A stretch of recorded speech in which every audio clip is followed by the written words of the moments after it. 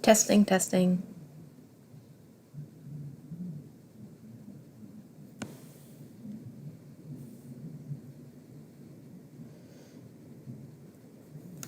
That's definitely some delay. Oh, wow, wow, wow.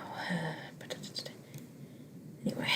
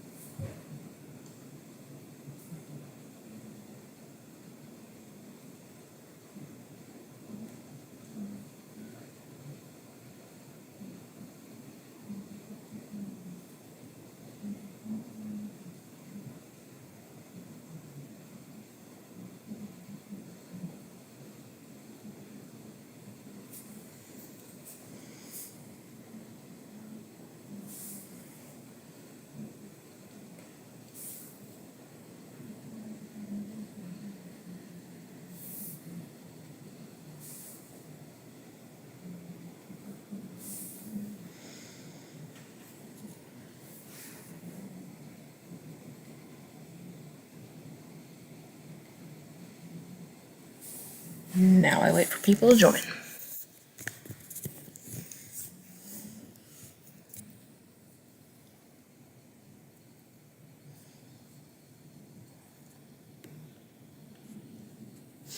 Hello.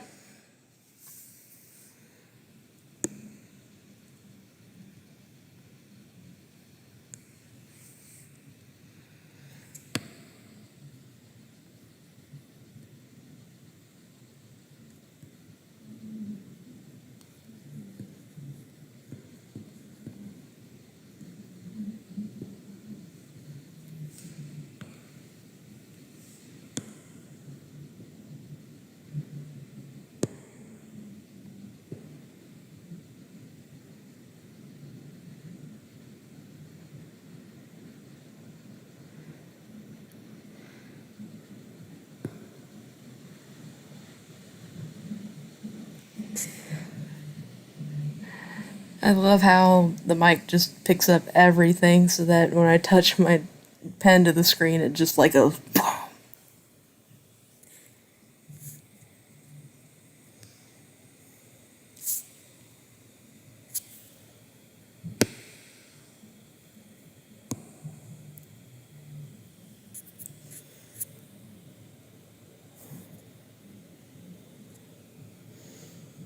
Maybe it's louder on my end, I don't know.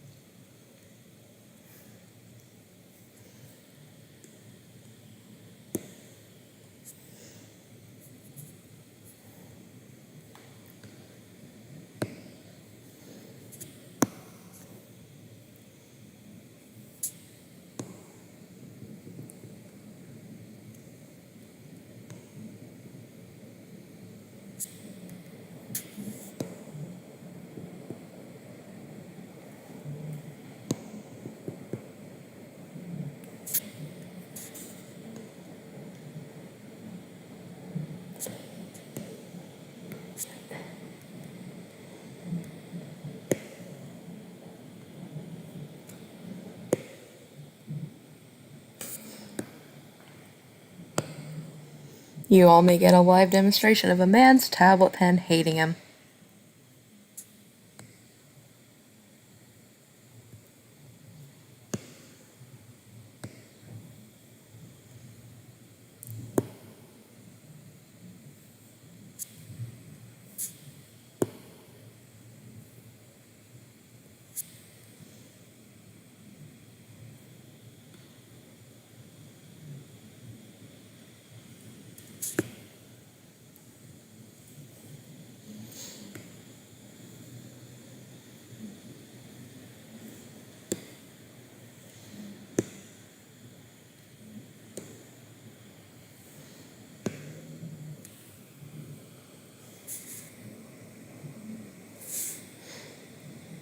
Bang bang goes the pen.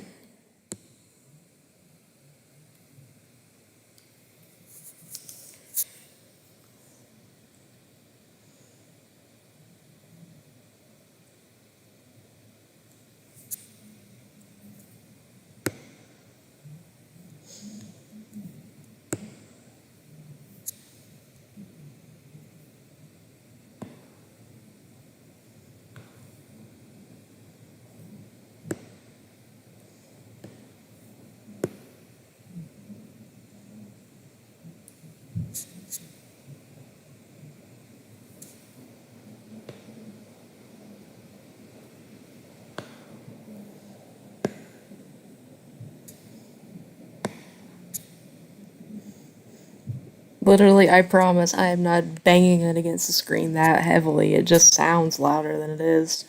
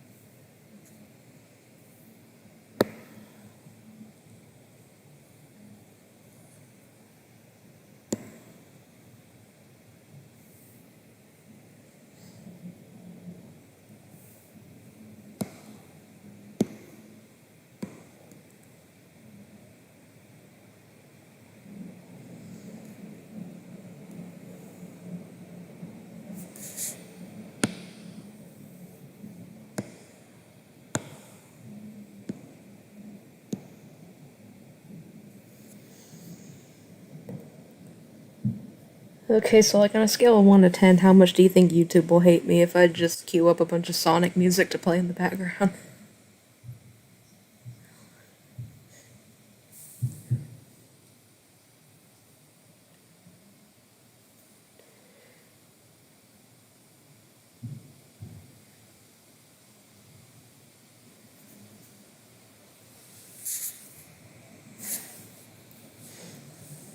Good answer.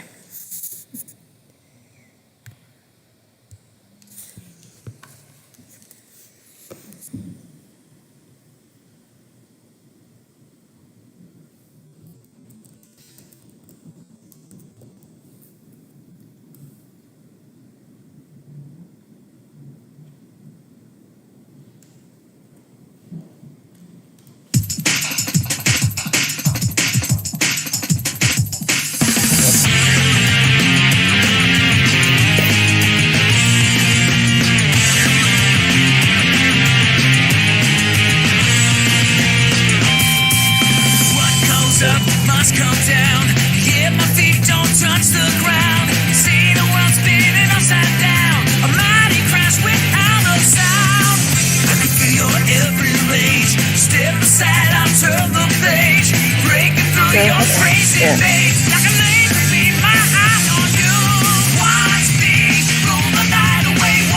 that any better?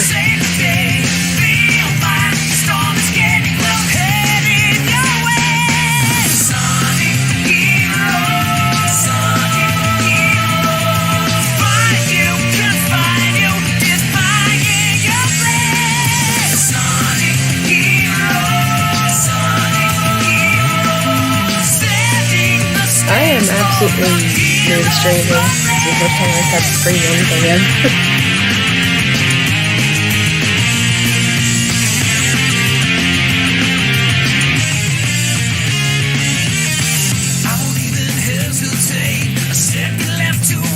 The weird part is, like, on my end, I have the music so low I can barely hear it at all.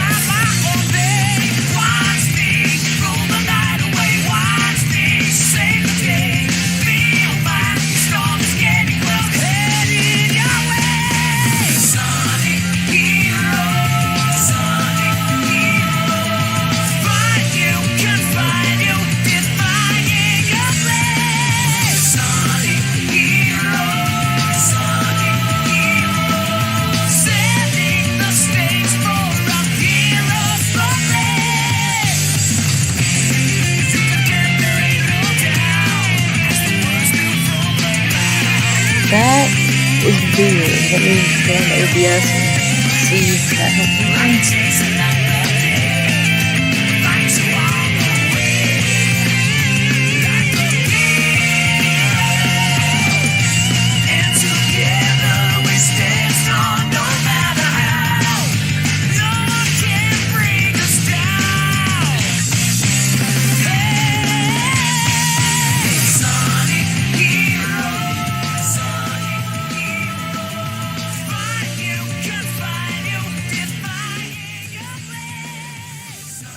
Okay, how's it now?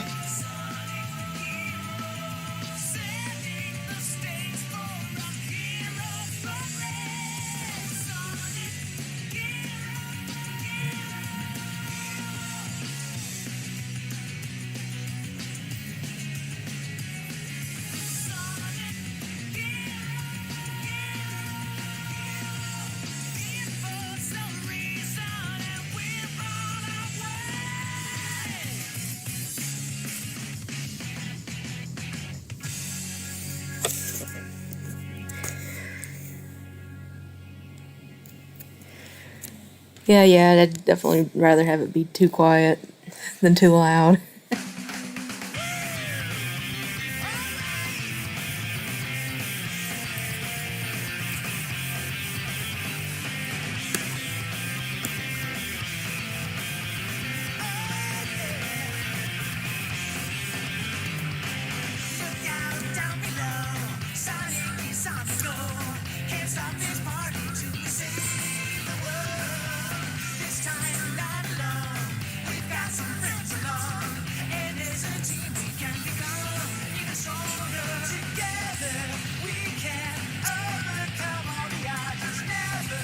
And Sonic Heroes is good. It's actually surprising to find out that's one of the games the larger Sonic fandom seems to dislike.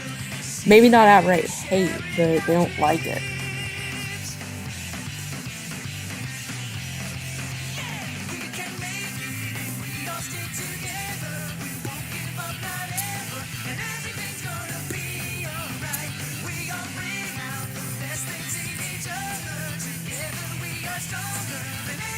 That is completely understandable. That's me playing Grimble.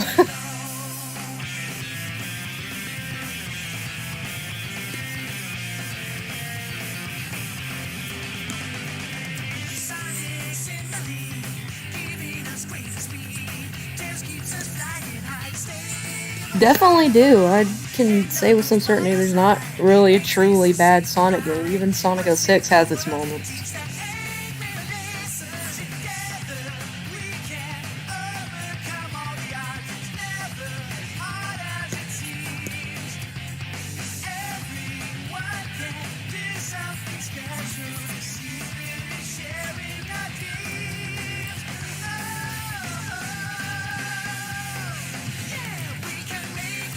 Both very good games to start with, honestly.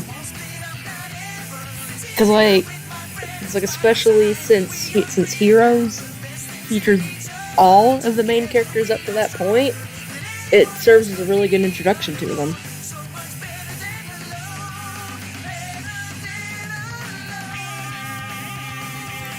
And as for me, I think technically my first Sonic game was Sonic Mega Collection on the PS2, but like the first standalone Sonic game I played is Sonic Adventure 2 Battle.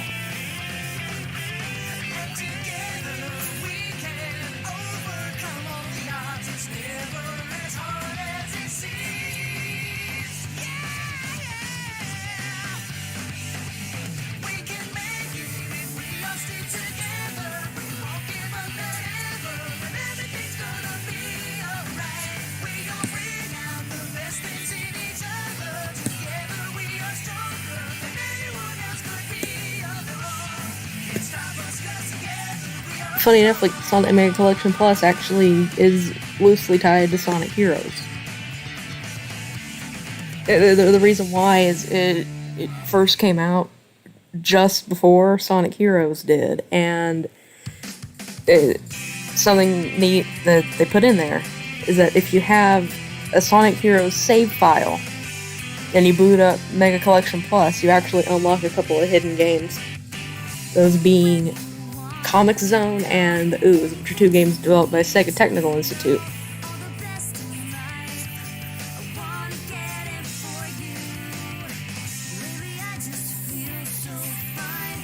And it's a cool, fun little Easter egg, but unfortunately the way I had to take advantage of it was by playing the PS2 version of Sonic Heroes, which is the worst port.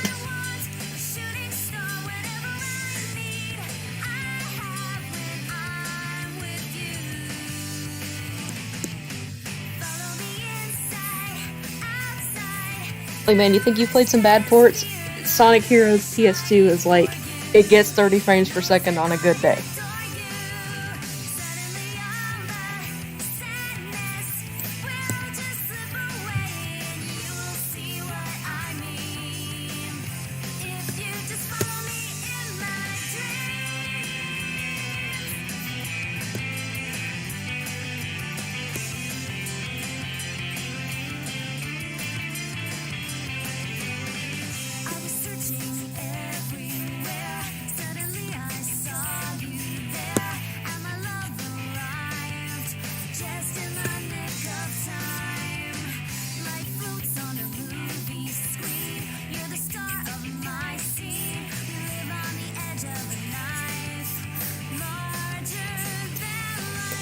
You know, I love how all the other teams' themes are describing all of them, but then Team Rose's is literally just from Amy's point of view.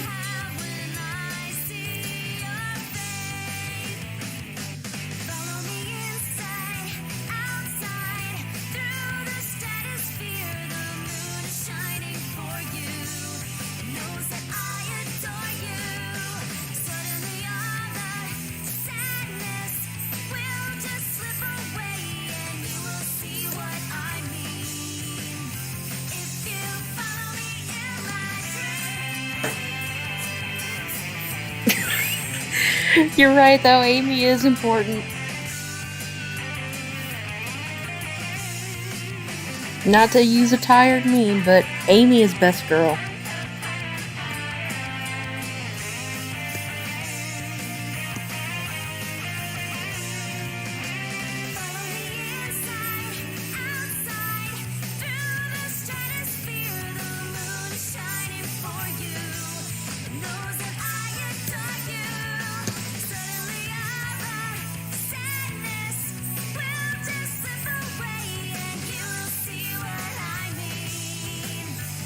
But yeah, speaking of Amy, though, one of the things that always gets me about her is they mention once, and I think the Sonic CD manual, that one of her hobbies is fortune telling, and then they never bring this up again.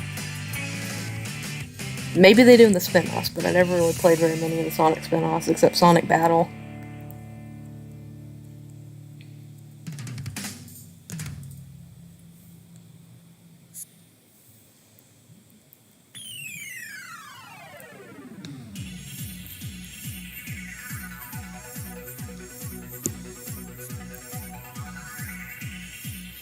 Well, I never played Shuffle, so there you go.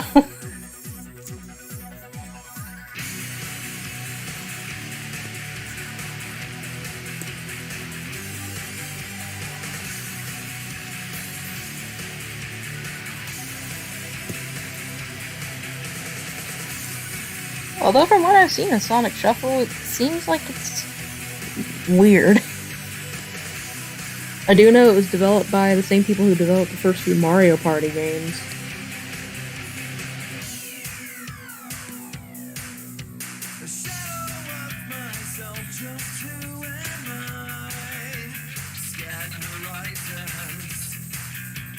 Tragic mystery.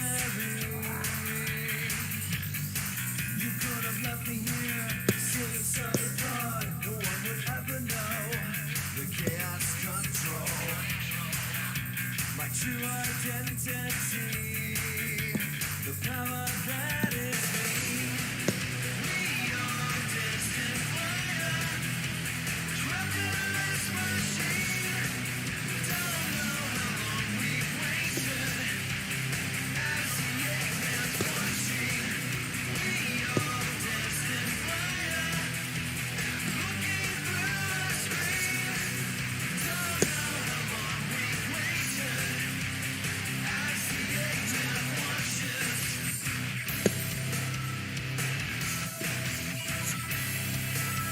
Explosion, the fight, electric lives, change surroundings. A trillion history. A treasure disappears as she goes. Miss her as you look away, and no one knows. This power is a key. This power changes me. We are destined fire, trapped in this machine. Don't know how long we've waited. As the Eggman's watching, we are destined fire, looking through the screen. Don't know how long we've waited. As the Eggman watches.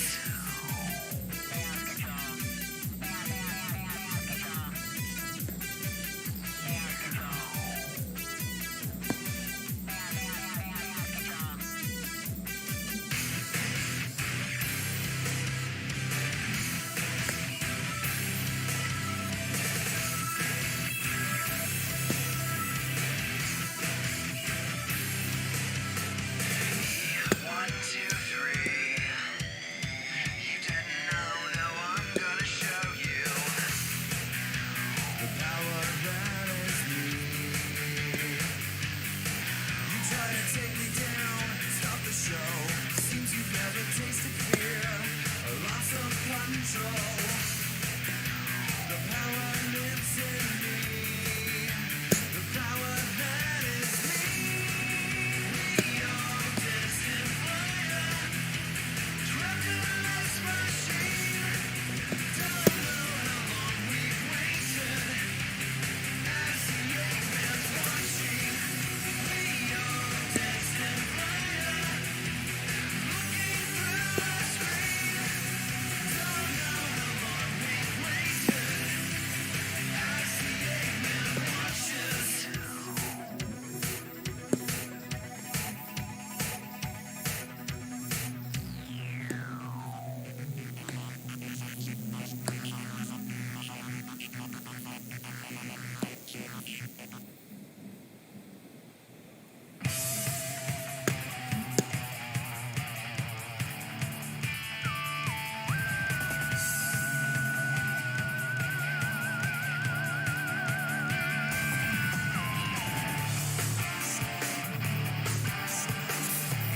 Team Chaotic's theme is a legitimate banger.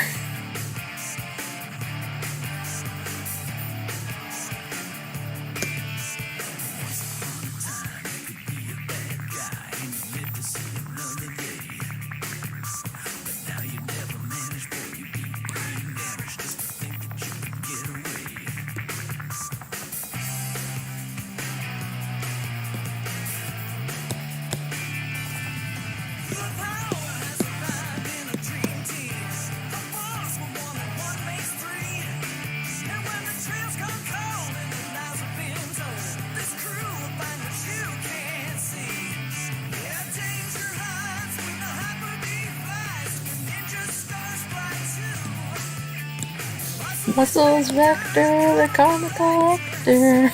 I love how stupid that line is.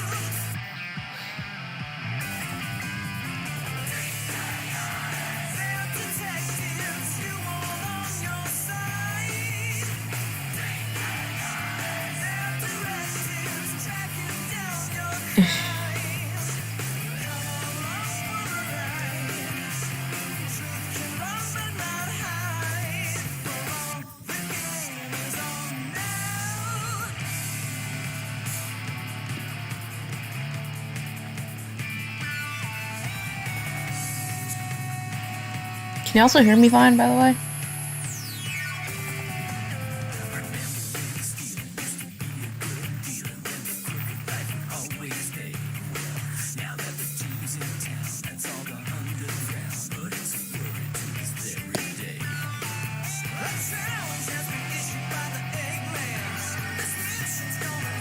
Okay, good.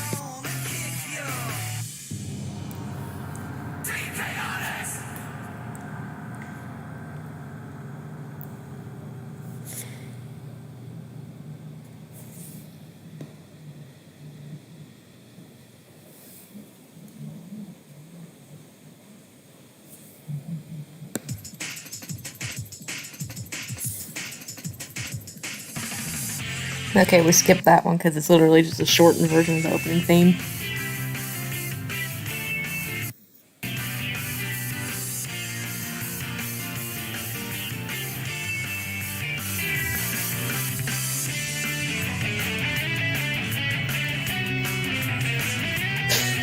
I can never hear Seaside Hill without thinking Seaside Denied.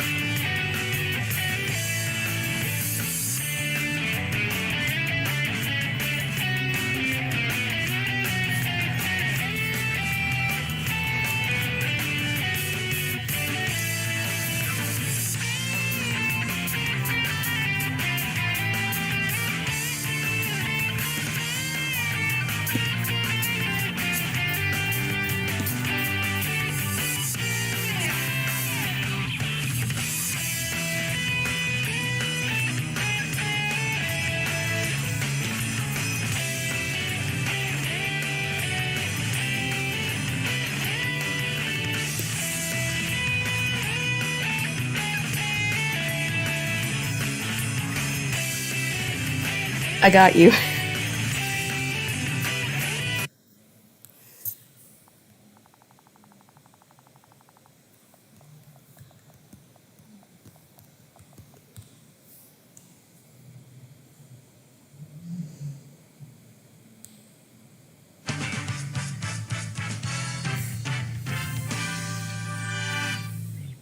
Well, guys, looks like we've arrived here, safe and sound. Sonic, don't kiss the princess. Mostly safe and sound. Hey, don't look at me! Whatever, let's just get moving. These roads increase our speed. How much could you possibly need? Guys, stop. We've gotta be Sword punching sounds like a hoot. No! How about Thundershoot? Sorry, guys, forgot that electrocute. Our paint suit's chronic. All right, guys, no getting sidetracked this time. We are finding Eggman. Surely. Affirmative. We can start with those egg pawns. Perhaps we can get some information out of them. Eggman's robot sighted. Prepare to attack. On our quest, danger surely awaits. So many robots here. All the more to annihilate. Must we rise these poles like acrobats? Now ascending full. Hey, wait up. How can they do that? Come on, guys. I just know Sonic's here. And Chocolate? And Foggy? Yeah, sure. Hey, big question real quick. Is your name big? Who's yours big? I think it's Foggy as a real big. These turtle shells are stock shot. I'll beat them with my gun. Ho ho! Ho ho! Ho ho! Here's your next mission. Destroy all of my Eggman robots. Whatever you say, boss. And yes, will you? Why do you care? Will I? Quiet, SBO! Very well. We'll bust these robots painlessly. With the jam session. Sounds inhumane to me. I live in shadows. I'm a truck.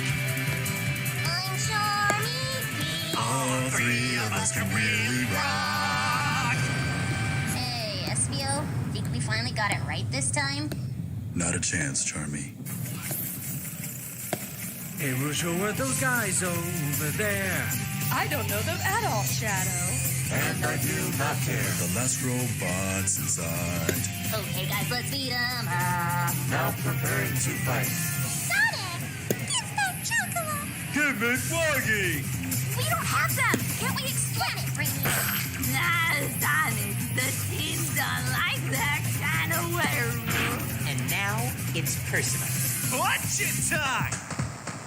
Now it's 3-on-3. Last standing wins. It's time for team battling to begin. Fight! Foggy, are you down there? Big no! That's one dope cat down to start. Just 2 ladies to go. It's like 'cause I love you. Oh my god, what have I done? If he falls, I fall too.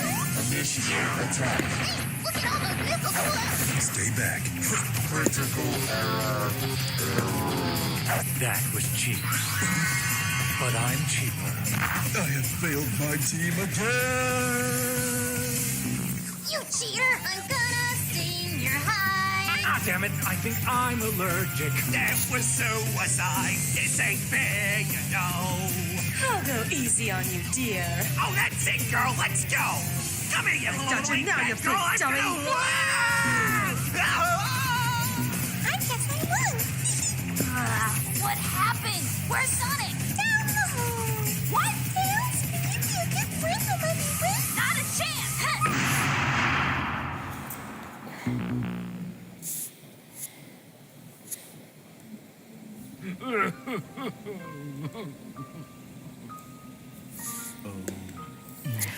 E5620A. You fought so well. You're a hero. And you, E5621B. You were even braver. Curse the tornado that tore your body to pieces. Oh, E5622C. You were the bravest of all. You actually. I might put the 06 real time fandom on in the background. I don't know. And you were only a few of them. They are gone. I'll move on. Rest in peace to all these great egg pawns, turtle boss. flying ones. I know, I just don't want anything to be like too distracting. Deserve rest that dawns. Oh well, I'll just make more anyway. Metal, have you finally come to your senses to let me new roommate?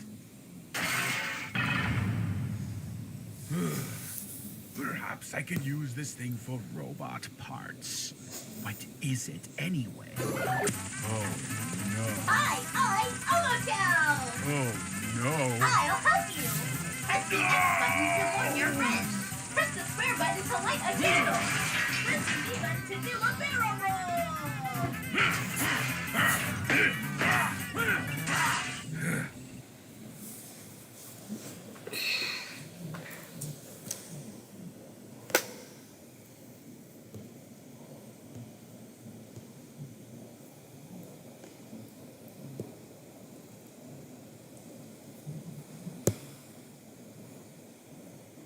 The worst products ever seen on Shark Tank and Dragon's Den.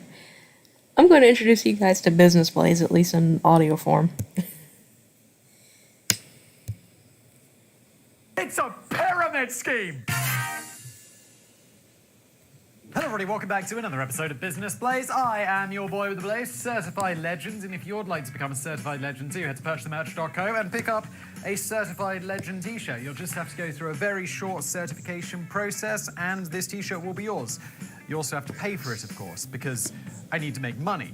This is a video all about the worst products ever seen on Shark Tank / Dragon's Den. I put a slash in there because I love the word slash, and also in the UK we call Shark Tank Dragon's Den, and in America, British people, they call Dragon's Den Shark Tank. It's fascinating.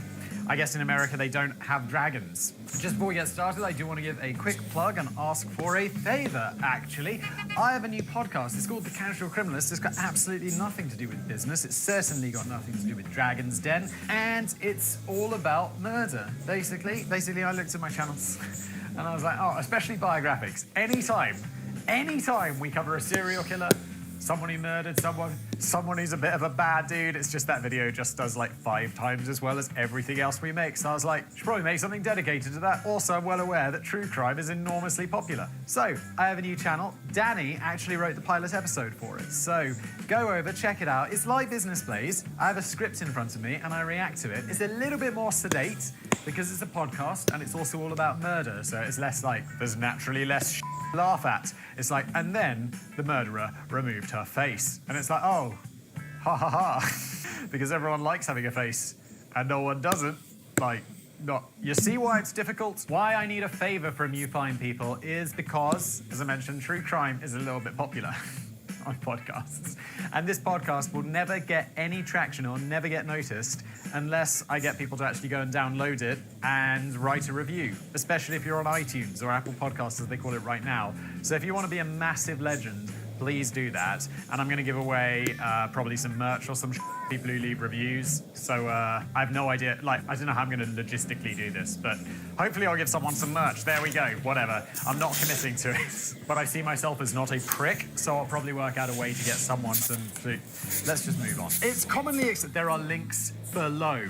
Be a legend, come on! It's commonly accepted that the 4 most important inventions to have ever come out of Japan are Mario, compact disc players, VHS recorders, and Godzilla. Also, Danny, I've seen there are YouTube videos, so I know it's not fake news unless those YouTube videos are fake. There are vending machines in Japan which sell used women's underwear, which I find extremely curious because... That smell, the kind of smelly smell, the smelly smell that smells smelly. I have no idea why that feels like a serial killer thing. Like, if you're collecting used underwear, that's sort of like killing cats as a child. It's one of those, like, we should keep an eye on, John. That f***ing psycho. Simon, don't kink shame. But if we need to add a fifth entry to that list, it would very surely be the business reality television show Tigers of Money, which is the greatest named show ever, which was first launched to little fanfare in 2001 before going on to spawn 40 different international versions. Having said that, it was the UK version, God Save Us, which first provided the recognisable format and style which would be replicated all over the globe. Back in the day, the British were like, look, everyone else has to replicate our stuff. And then now we're like, well, we just have to make good or no one's going to use it because colonialism fell out of favour pretty hard. In the UK and Canada, it goes by the name of Dragon's Den, sensibly. In the US and several other countries, it's better known as Shark Tank. In the Afghanistan version, it's called Dream and Achieve. Well, the French version sounds like a Tony Robbins book.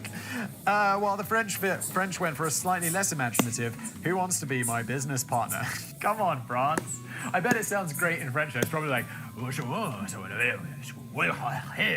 it's like, oh, French. That was the worst thing I could come up with in French, but generally French sounds really nice. Omelette de fromage. But whatever the name, the format is always roughly the same. It's like my YouTube channel Empire, except for Business Blaze. But whatever the name, it's almost always the same. Budding entrepreneurs desperately seek investment in their latest inventions from a group of well-known grumpy business tycoons, usually in exchange for a big chunk of the company. The nervous pitches and tense negotiations and blunt dismissals are usually conducted next to a table stacked with piles and piles of hard cash, apart from the Colombian version, which allegedly replaces the money with piles and piles of cocaine. Mwah! And there have certainly been some notable success stories over the years following investments from one of the dragons, sharks, tigers, or lions. Wait, who was lion? Lions is even better. I feel like Lion's Den is better than Lion's Den, because you're going to get absolutely ravaged. Dragons, you're going to be like, you're not even real, are you? Lions, you're going to be like, oh, fuck. But since 2007, I've always had a bottle of reggae sauce in my fridge. I don't think I've ever had that, but I know the story of it. The deeply wonderful barbecue sauce with a Jamaican jerk spice was first touted by musician Levi Roots on the UK's Dragon's Den. Despite the fact that Levi's pitch started off with him getting out a guitar and performing a cringeworthy song about his new sauce to the initially bemused dragons, reggae sauce went on to become a sizzling triumph, and Levi Roots is now worth about £45 million. Holy shit, Levi, respect. Put some reggae sauce on your lips. Thank you. I like Dragon's Den. It's a show, I often watch the clips on YouTube. And my biggest thing is he can play all the music he wants. Someone can demonstrate the project all they want. I'll just be the dragon sitting there with my notepad and be like, how much have you sold? What is your profit margin? How long have you been in business? Do you have any patents? What's the competition like? I don't give a about your product. I am a businessman. If it does some good, great. But look, if your business is digging dinosaur juice out of the earth and putting it in cruise ships, but your profit margins are 90% and it's good to invest in, I'll be like, I could probably overlook the ethical considerations because it's a show about business. It's not a show about being super ethical, although, you're on TV, so you don't want to come across as a complete dickhead. What am I doing? Meanwhile, over on the US version of Shark Tank, a reusable Scrub Daddy super sponge with a smiling face on it managed to shift over 10 million units. Most notably, the Squatty Potty, a little foldable bamboo stool that you set up next to your toilet to assist with easier bowel movements, has incredibly managed to rack up $33 million worth of sales following Shark Tank investment, quite probably helped along by the killer marketing slogan, the #1 way to do #2. That is incredibly cheesy. Also, I've heard the Squatty Potty advertised, because I think it's at least a couple of years ago, it seemed to advertise on every podcast there was. And I'm like, wait, it's just a thing that you put your leg, so you're taking a right? And you want to be like, how do I demonstrate this? I'll climb up on my desk. So you want to take a mostly so normally you want to get really as if you're in a squatting position. So it has this shelf, which you raise your legs up onto. And I'm going to get down, demonstration over. I'm just like, why not just put a plastic box down there? Or a foldable thing that you buy at Homebase for 50p? I just don't get it.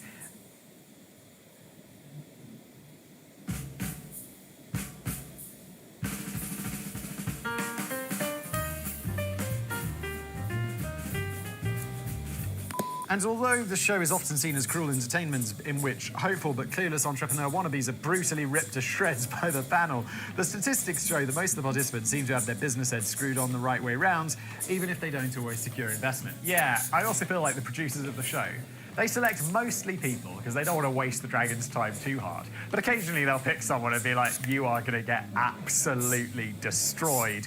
And we need at least one of those per episode. It's like we need someone who's going to get investment, we need someone who's going to be close to getting investment, and we need someone who has no idea what the is going on. And it's always that guy who's the most... There's one glorious one. Just Google search Dragon's Den pyramid scheme. And there's a dude who literally pitches the dragons a pyramid scheme.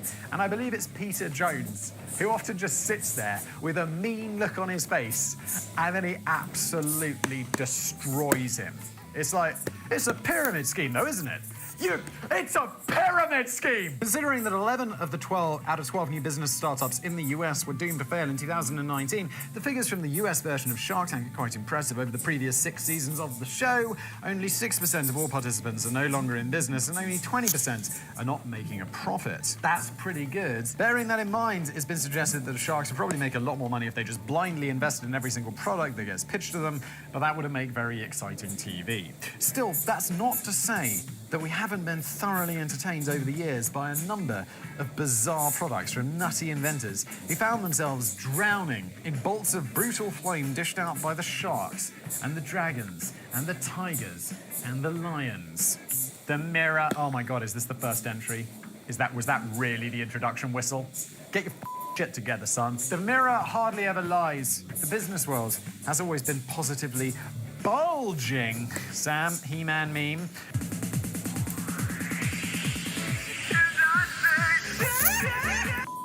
With products that promise to help you miraculously lose weight as you sit around in your pants and stuff yourself silly with 20 giant packs of Monster Munch. Oh, Danny, you bringing up Monster Munch on purpose because I mentioned how distasteful I find it in previous episodes. It's disgusting. And I bet you're one of those Monster Munch kids. You're like, you don't like Monster Munch. Do you not have taste? But if you've finally given up all hope with that packet of obesity bath powder which failed to live up to its marketing hype, you might want to take a look at the product that Belinda James was pitching on Shark Tank in 2017. Belinda decided to take a radically different approach to the weight loss challenge. If you're really finding it difficult to shed those extra pounds, why not completely give up on the silly idea of weight loss? Just get your mirror to lie to you instead. I don't know, because weight loss isn't all about looks. It's about unclogging those arteries. It's about leading a healthy life. It's about not dying young. It's about, you looking good to other people. Yes, Belinda had invented a variation of the kind of concave mirror that you'd usually only find in the fairgrounds. This is perfect for people who love lying to themselves. This is the worst idea ever. Why am I surprised? This is all about Shark Tank failures. When a customer looked into a new skinny mirror, they'd see a version of themselves which would appear to be 10 pounds thinner. Belinda believed that the new business idea was worth $1 million.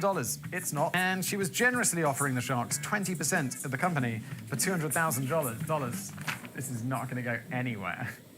It gets even worse though. She didn't intend to sell to these customers who fancied feeling a bit better about themselves. Belinda only intended to sell the skinny mirror to clothing stores so the customers trying on new outfits would be delighted at how stunning they look in their fab new gear, completely unaware that they were peering into a haunted mirror of deception. Oh, so they were going to lie to their customers. This is actually a very good idea, but it's also very, very unethical and definitely something that companies would get in a lot of trouble over, Belinda. I'm not fat. I'm big boned. The harsh truth would only hit the poor souls when they got home with their exciting new purchases and saw how they really looked in a proper mirror that wasn't designed to bend and distort reality. On this topic, what is up with clothing stores? Because it's like, I look in the mirror, and it's like a normal light. I feel like, I look okay. Every clothing store, it just has those bright, if you're not in the changing rooms, if you're just looking, you're looking at, I know why it is. Oh my God, I know why it is. I just figured it out. How could I have been so dumb? Like, you're browsing around the clothing store, right? And there's those mirrors, and you never look very good in them. And I never worked out why. I mean, it's all because of those bright overhead lights that just shine directly down on you, and they make you look terrible. They make your skin look bad, you get the weird shadows, your clothes look all rumpled, and then you go into the changing rooms, and you look in the mirror, and everything looks good. And I just figured out why. It's because when you're shopping in the store, and you got those mirrors, you're like, man, I look like a piece of I need new clothes. And then you take those new clothes and you try them on, and you've got a way better mirror in the changing room, and you look good, and you're like, oh my God, I must buy these clothes because they'll make me look good. How am I just figuring this out now? I was wondering this my whole life. During the pitch, Belinda cheekily asked the slightly portly shark, Kevin O'Leary, if he fancied having a look in a skinny mirror, but he wasn't playing ball. Yeah, dude, that's not appropriate. In fact, he said, the truth is you're lying to people. I'm out, but I also forbid any other shark from investing in this. Balls, Kevin. But also, he's completely right. He obviously didn't really wield that kind of power, but he needn't have worried as none of the other sharks were interested in investing in a product built on the principles of deceit and perpetuating unrealistic body images. On reflection, that was a pretty fair outcome for the skinny mirror. On reflection, I almost missed that one, but I didn't. Hand in glove. As we've discussed recently on Business Blaze, forgetting to drive on the right side of the road in a foreign country can lead to tragic consequences and even international wrangling over fudged diplomatic immunity laws. Yeah, there was a woman who was married to a plumber or something, or an electrician on a US base, and she killed someone by driving, like, distracted. And she was like, diplomatic immunity. And it was like, your husband's a plumber at the, like, American military base. And she was like, yeah, it counts, doesn't it? And the Americans were like, yes. And the British were like, oh, yes. An absent-minded moment from US citizen Anne Sekulis led to the accidental death of a teenager in the UK. I just managed to tell, I already told this story, I'm just going to skip ahead. But maybe such painful incidents as this could have been avoided if the UK Dragon had paid more attention to inventor Mike Carr in 2007. The appropriately named inventor approached the Dragons with a groundbreaking new solution which promised to solve the problem once and for all. In fact, Mike firmly believed that he had come up with something that was destined to be regarded as the greatest driving safety product of all time and would save hundreds of needless deaths and accidents every year. I have to say, there have been situations where, I go to the UK or I'm in Europe, and you're driving on the other side of the road, and it's like, yeah, I've made errors. And then it's like, I'm on the wrong side. I was on a motorcycle trip once in Sri Lanka with a friend of mine who's Austrian. And in Sri Lanka, they drive on the left. In Austria, they always drive on the right. And we were like riding our motorbikes. And he sets off before me. And he's riding on the wrong side of the road around a corner. And I'm like, Alex! And he's like, what? Looks behind, goes over to the other side, and then a bus comes around the corner. I'm like, what? Dude, you're welcome, Alex. I can remember watching this episode at the time and feeling intrigued by the question of how exactly Mike was going to solve such an issue, which was more about lapses in human memory than anything technical. The answer was a bit of an anticlimax. Mike Carr presented a single white glove, which he dubbed the Drive Safe Glove. There was nothing remotely special about the glove, but Mike's idea was that when you were driving abroad, you would first slip the single glove onto either your left or right hand, depending on which side of the road you're supposed to be driving on. This does nothing. You've got to remember to drive on the left side of the road, but you've also got to remember to put the f***ing glove on. It's also just a white glove. So just go to the golf store or wherever Michael Jackson buys. This would act as a permanent visible reminder to stay on the right side of the road at all times, or the left. The glove, 2,000 years too late. But the Dragons were quick to slam the emergency brakes on the idea. As investor Richard Farley politely remarked, something tells me this isn't going to work. Was Richard Farley the Australian one?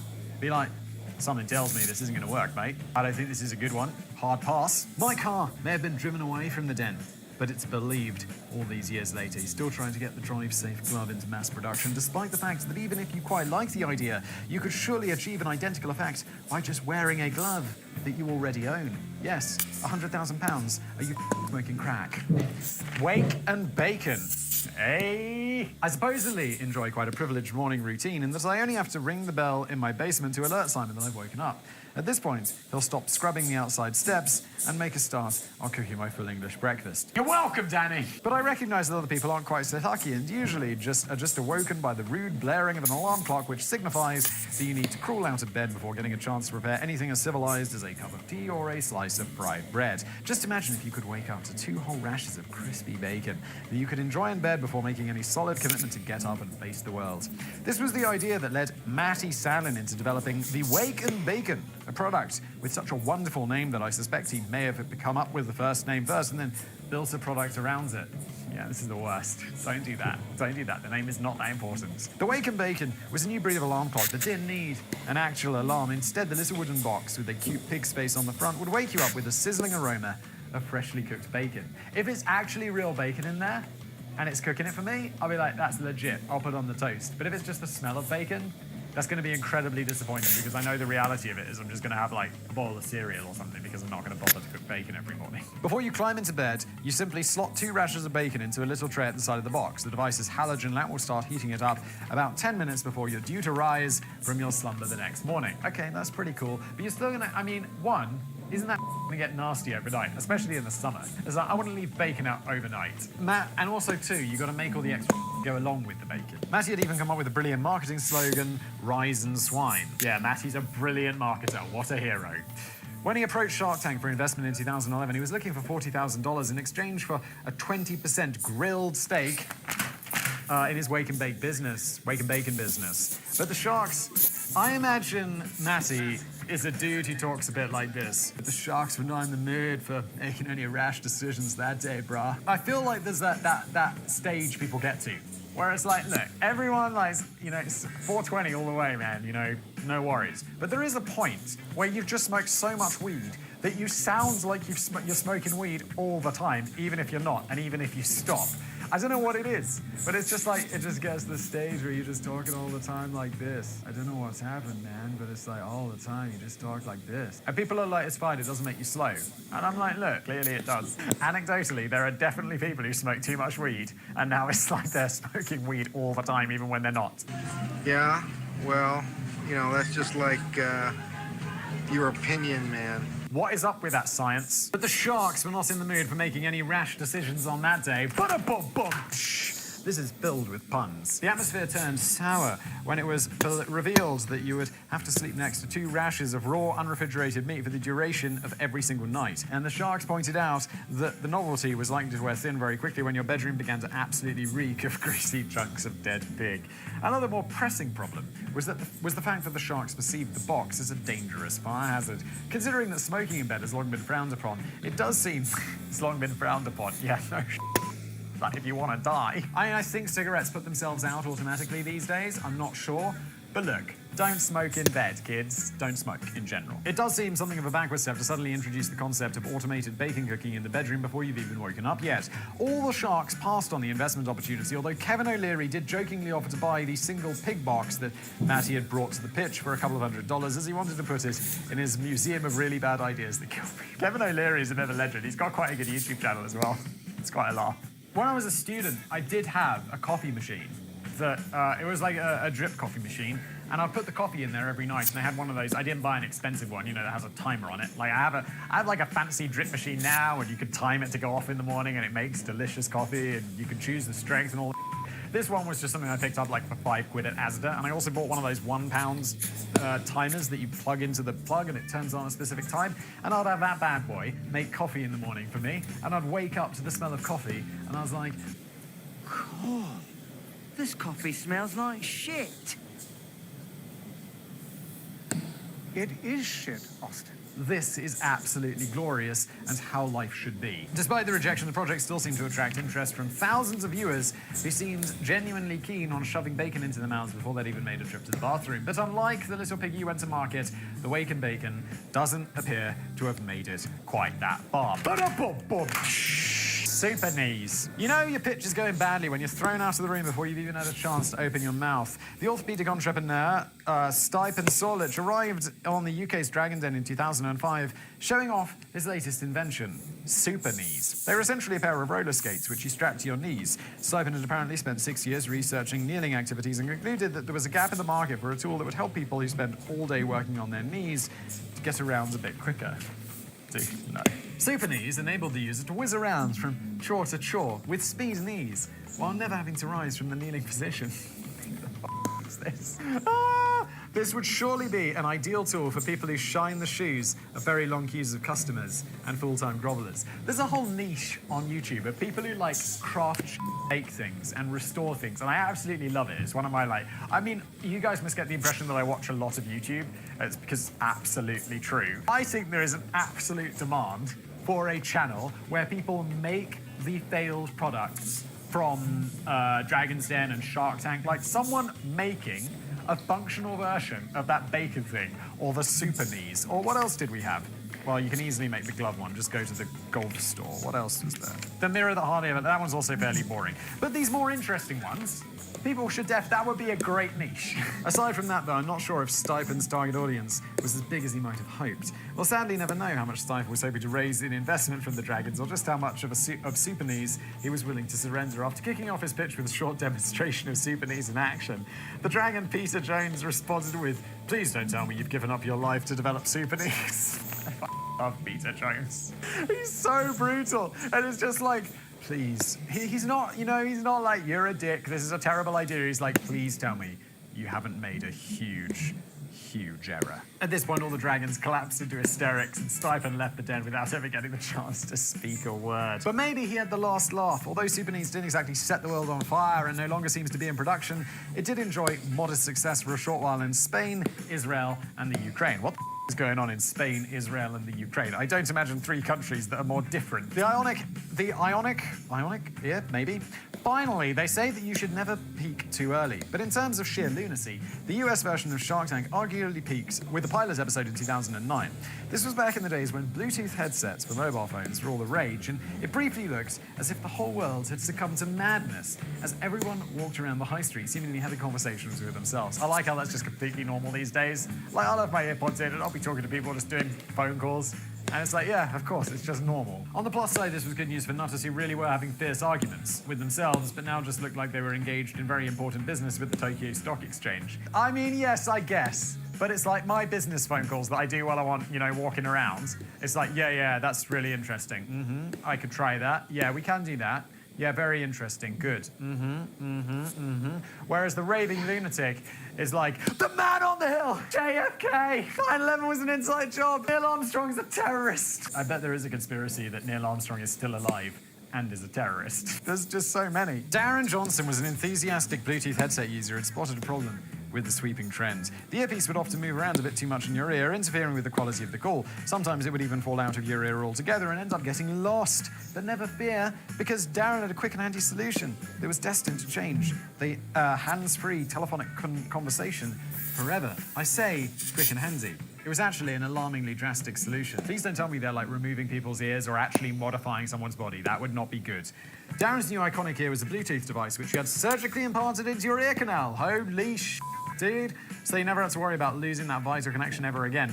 You'd be disappointed when AirPods come around. You're like, oh, it's a lot better than my implanted one, isn't it? You get to enjoy such things as stereo music and noise cancellation. The device would need charging up from time to time, but Darren had that covered too. Before you're going to bed at night, around about the same time as you're shoving raw, unrefrigerated meat into your wake and bacon, you simply inserted a Q-tip-sized charger into your ear hole so that your iconic ear would be all fired up for tomorrow morning's thrilling telephone calls. Darren was seeking a cool $1 million for a mere 15% in his company. Wow, that is a valuation right there.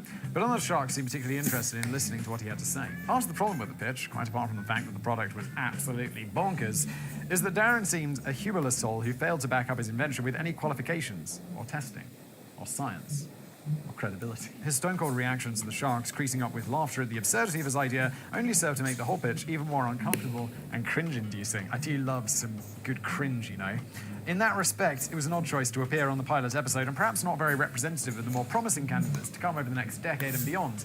Darren's super dry pitch, which sought an absolute fortune for a balmy product that hadn't even been tested, was clearly not going to go down well with the fresh sharks. Barbara Corrin, apparently, I don't think I've really seen American Shark Tank very much. I've seen a few.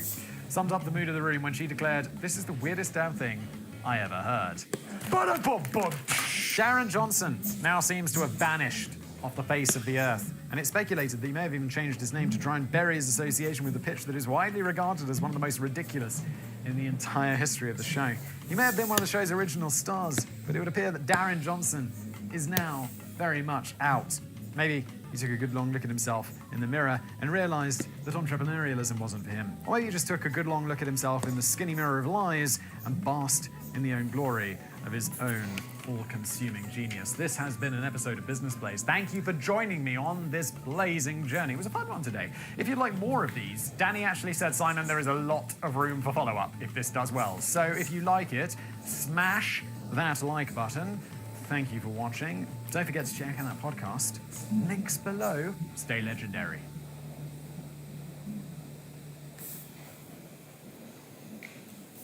How am I just figuring this out now? I was wondering this my whole life.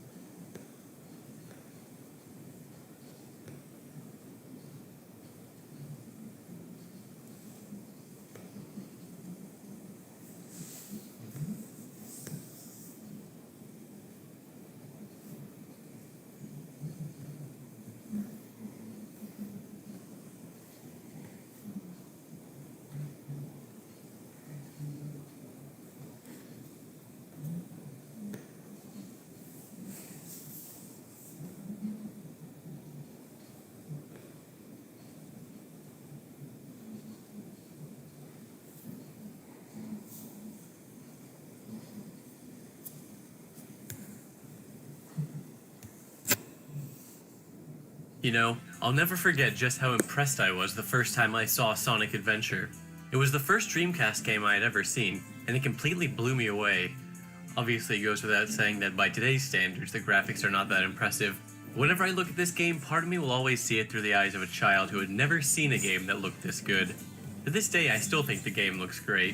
I really dig the overall aesthetic and art design. So I was a bit disappointed when some years later I played through it again on GameCube and it didn't look quite as good as I remembered. I figured I must just be remembering it wrong. Graphics were advancing rapidly during this time period, so it probably only seemed worse by comparison to these newer games. It was only recently I went back and checked and no, it's not just me. The GameCube version actually does look worse. When you play these games back to back, it's easy to notice tons of little differences and redesigns on GameCube. I did some independent research trying to get to the bottom of the situation, but I found myself overwhelmed by the amount of differences between the games. I began to wonder why hadn't anyone documented all this before. I was starting to get really into it. That's when I went online and discovered it actually has been documented before, numerous times. The cutting room floor is a pretty decent list of changes, but the best site by far is this one blog, The Ultimate Guide to Sonic Adventure DX Sins, by a dude who goes by the name PKR. Remember kids, the lesson here is never do anything yourself, because someone out there on the internet has probably already done it way better than you could. What you should do is find that thing and then steal it. Or, if you're a coward like me, you can ask for permission first. This site is incredibly thorough and comprehensive, going into the technical detail and minutia behind most of these differences, complete with screenshots and even some videos for comparison. I mean honestly, if you're interested in the differences between Sonic Adventure 1 and Sonic Adventure DX, you should just go read about it on this site. Links in the description. I guess I can just end the video here, right? Of course not, because even if I tell you to go read this site, you won't do it. That was your one crucial mistake, PKR. Assuming people still have the attention spans to actually go to a website and read a thing. No, in today's age people need information mashed up and regurgitated to them like little baby birds. I'm not going to cover every change listed on the site, just the ones that really stood out to me, which happen to be a lot of them. Anyway, in case anyone isn't familiar with the whole DX situation, Sonic Adventure originally came out for the Dreamcast in December 1998 in Japan, while North America was released in September of '99. The game was remastered and ported to the GameCube in June of 2003 under the title Sonic Adventure DX Director's Cut. A PC version based on this GameCube port was released in Japan later that year, releasing in America in 2004. In 2010, this PC port served as the basis for the Xbox 360 and PS3 ports of the game, and these ports were used as the basis of the version released on Steam in 2011. Each of these ports introduces some new issues and glitches. However, most of the major changes and remastering happened during the original port of the game to the GameCube, so most of the comparisons will be between the Dreamcast and GameCube versions, with occasional references made to effects looking even worse on PC or discussing some PC-exclusive problems. When it comes to the actual game itself, although it has some flaws, I still think it's a really fun game. However, that's not what this video is about. I literally do not have time to get into my whole Sonic Adventure apologetics routine today, and I don't want to get into the whole philosophical issue of how exactly games age. I mean, when you think about something like the carton of milk aging, the actual thing itself turns sour and rotten. With a video game, the game itself is the one thing that isn't changing, it's society and our expectations and all that shit. Luckily, whether you think Sonic Adventure is a good game or not actually doesn't matter. You should still agree with the fundamental point that a remaster should, improve the game, or at the very least not make it any worse. Let me just make this abundantly clear. If you never played the Dreamcast version and only played DX growing up, then this is not a personal attack on you. You don't need to defend your version's honor. If you didn't have a frame of reference to compare it to, then obviously most of this stuff wouldn't bother you. I'm just giving my opinion as someone who played the Dreamcast version first. You can feel free to disagree with me and prefer the DX version all you want, and I anticipate many of you will. I'm going to preempt this by saying yes. A whole lot of the changes I'm about to discuss are fairly minor points, that when taken on their own really do not significantly impact the quality of the game. But this is really a death by 1,000 paper cuts type scenario. It's only when you look at the totality of all the changes can you really see the issue. By the way, this isn't really that important all things considered, but I just gotta say, Sonic Adventure DX Director's Cut is a pretty fucking stupid name for a port. I mean, did it really need to be deluxe and a Director's Cut? I mean, it's just called Sonic Adventure Deluxe in Japan. Why did they feel the need to add Director's Cut to the title for the Western release? And if it was necessary, why couldn't they have dropped the DX from the title and just called it Sonic Adventure Director's Cut? Well, that wouldn't have worked because then it would have been SADC and then what would we call the fucking Dreamcast version? What the fuck does director's cut even mean anyways? That's a film term, right? I mean, I know some games use it. It's not that uncommon to see in a video game title. But I mean, with a name like director's cut, you might imagine there'd be literally any kind of change to the story or something, like maybe some added cutscenes or story content. There's literally nothing like that in this game. So who was the director of Sonic Adventure 1? Takashi Iizuka. So what, is this his cut or something? Like his original vision? Well, no. He's not even the director of the DX version. Oh, when we said director's cut, we didn't mean the original director's cut, obviously. Okay, let's not beat around the bush. DX does have some improvements on the Dreamcast version. I mean, it came out 4.5 years later on superior hardware. You'd expect there to be some technical improvements. Let's start with the big two. DX lets you skip cutscenes and it runs at 60 FPS compared to the Dreamcast version's 30. Skipping cutscenes is definitely a nice feature to have. I mean, personally, if I'm replaying SA1, you better believe I'm going to be watching those cutscenes. But I'm not going to try and argue that not being able to skip them is better or anything psychotic like that. Similarly, for 60 FPS, it is an inarguable improvement. However, it's worth pointing out that this improved frame rate was simply due to the improved hardware, and the GameCube version often struggles to maintain 60 FPS, while the Dreamcast version, at least for the most part, was maintaining a solid 30. The other issue with DX running at 60 FPS is that a few instances of the game's internal logic were not updated to deal with the new frame rate. Nothing game-breaking or anything like that, but some animations play faster than they should, like Tails' Tails and the Tornado in Windy Valley. The most famous issue stemming from the frame rate is probably the behavior of this badnik, Leon. In the DX version, he appears and disappears so fast he rarely has time to get an attack out. This can be annoying when he's holding one of the Emerald Shards in Lost World. Next, let's take a look at the extra content. In the DX version, collecting emblems unlocks a number of Game Gear Sonic games. This was the first time some of these games like Sonic Drift and Tails Sky Patrol were officially released in the West. This is a pretty cool feature, especially back in 2003 for someone like me who didn't even have a Game Gear. It's certainly better than the reward you get for collecting emblems in the Dreamcast game, which is nothing. However, that said, at the end of the day, it's just a bunch of Game Gear ROMs, not exactly a groundbreaking feature. If I wanted to play these games nowadays, I just emulate them on PC. Not to mention these are only the Game Gear versions of these 8-bit games. For some of these, you should really be playing the superior Master System versions. Another new addition is the Mission Mode. These 60 optional side missions aim to give players some new things to do in the adventure fields and action stages. The only problem is, to put it bluntly, most of these missions are fucking terrible. It's the most hideous and uninspired shit you can imagine. Go to the burger shop statue and bring it here. Go get the balloon. Collect 100 rings. Like, wow, so exciting. Which brings me to another point. These missions include stupid advertisements. Like, shit, man, I don't want to see pictures of Chris Thorndike. Get that shit out of here. Look at this shit. Who is Chowa good friends with? And what is hidden underneath it? What? Oh, you have to dig in front of the picture of Cream. Wonderful. I hate this dark and filthy place. Can you find it? To complete this one, you have to find Cream's billboard in the sewers. Why am I rescuing a picture of Cream on a billboard? The DX version actually has a model for Cream. They included a cameo of her flying around Station Square. It looks fine on GameCube, but in the PC version, the texture is all fucked up. Actually, a whole lot of these missions seem to involve the burger shop statue. Like this one where you have to save him from drowning. Lonely Metal Sonic needs a friend. There's even one where you have to take him through part of Skydeck. A fugitive has escaped from the jail of Burning Hell. Find the fugitive! What in the fuck? Oh, it's talking about one of these weird guys from the jail part of Red Mountain. Some of these are mildly amusing, like cutting the weeds outside Tails' house, but the vast majority of them are just go to the thing. Again, this is totally optional side content. I know it doesn't really make the game any worse just by existing, but it doesn't really make it any better either. If you manage to collect every single emblem, a very tedious task, DX rewards you with a playable Metal Sonic. I mean, don't get me wrong, I like Metal Sonic as much as the next guy. Playable Metal is pretty cool in my book. And like I said earlier, something is better than the nothing you get for collecting emblems in the Dreamcast version. But I mean, let's be real, it's just an alternate skin for Sonic. It's not even a new model, it's from Sonic Adventure 2 Battles multiplayer. Overall, it's a neat bonus, but it's not that amazing. As for the Chow Garden, the system in DX is definitely more robust, carrying over changes from Sonic Adventure 2 and Battle. The original Dreamcast version of the Chow Garden was more like a tech demo by comparison. So DX definitely wins here, again by virtue of carrying over improvements made in other games. But don't worry, I'll talk more about Chao later.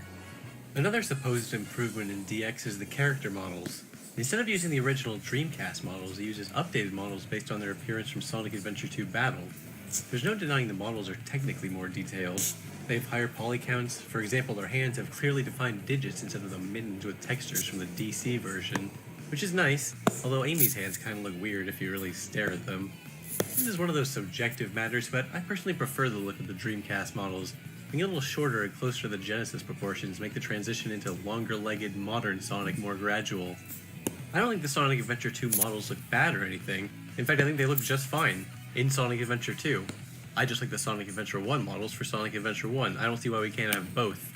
And I mean, I do have a few little nitpicks, like Sonic's weird hot dog shoes. Not quite as cool as the soaps from Sonic Adventure 2. In addition to her weird hands, Amy's shoe texture just looks like shit. Knuckles' Sonic Adventure 2 model actually looks kind of jarring next to the lower poly Echidna citizens. His original model actually looked kind of similar. With Knuckles, you can definitely see how the original models had some kind of grain to their textures. This was done on purpose to simulate fur. Again, I guess this is one of those aesthetic preference things, but I definitely prefer this approach to the completely smooth, plasticky look the 3D series ended up going with for the next few games. Even in the DX version, there are still a few instances you can find of them using the Dreamcast models, like when Amy gets picked up by Zero, or in the tutorial screens, or in the final credits screens. Some of the models are barely any different. Like Gamma and Big look basically the same. I mean, technically Big has a higher poly count, but can you seriously tell at all? Eggman only had his hands updated, and he arguably needed an update the most.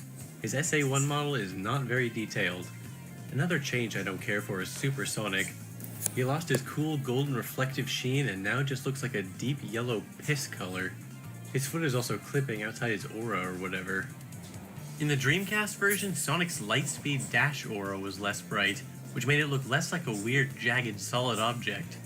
Similarly, Knuckles' Maximum Heat aura looks fine on Dreamcast, but looks kind of fucked up on GameCube, and really fucked up on PC for some reason. An interesting effect in the Japanese version of SA1 was when Sonic was running at top speed, his feet would stretch out, and they were rendered multiple times at various transparencies to simulate motion blur. For whatever reason, they've removed this transparency effect in later releases, although you can still see the stretchy foot effect in the US version. In DX, there is no stretchy foot effect, although the coding for it is still present, and because of a glitch when Sonic reaches top speed, the textures on his buckle and the bottom of his shoe switch. This effect is even visible on the Steam page in the first official screenshot. Tails had a similar effect. When he's running at top speed, multiple instances of his tails are generated with transparencies for motion blur. In the DX version, they kept the multiple copies of his tails, but they removed the transparency effects, which makes it look odd. Overall, the texture quality is just much worse than the DX versions. You can read more about the technical details and specific reasons why they look so bad over on the blog. It's pretty interesting stuff. I just don't feel like trying to explain what bitmaps are right now. One of the other major issues DX has is with transparency. Many Dreamcast textures have been altered in order to remove parts that might have had difficulty rendering properly. However, the biggest downgrade in DX has to be the lighting system. This is another case where I'm not even going to try to explain the finer technical points. You're going to have to read about it yourself if you want to know the details.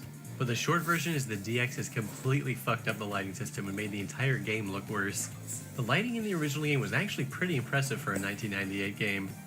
In fact, in pre-release footage it had even more impressive and dynamic lighting, but apparently had to be scaled back for hardware-related reasons. When it comes to audio quality, DX is mostly okay. There are some issues and a few missing sound effects and whatnot throughout the game, but it's not that bad. However, in the original 2004 PC port, the voice lines were converted to WMA files and they were noticeably worse in quality for some reason.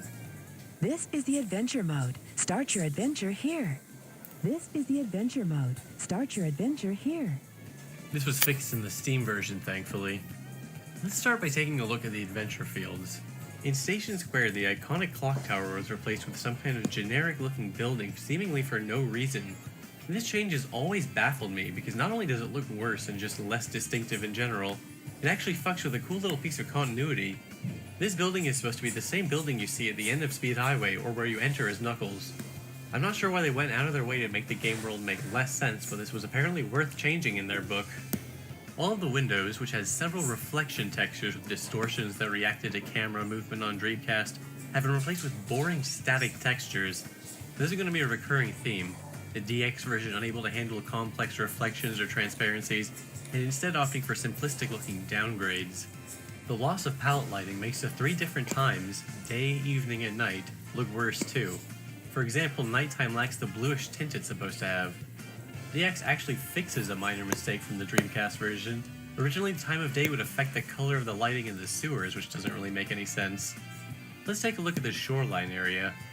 Some people might not care for the lower resolution water texture animation on Dreamcast. DX has this weird bright area where the sand meets the water, which looks really strange and almost acidic in the PC version.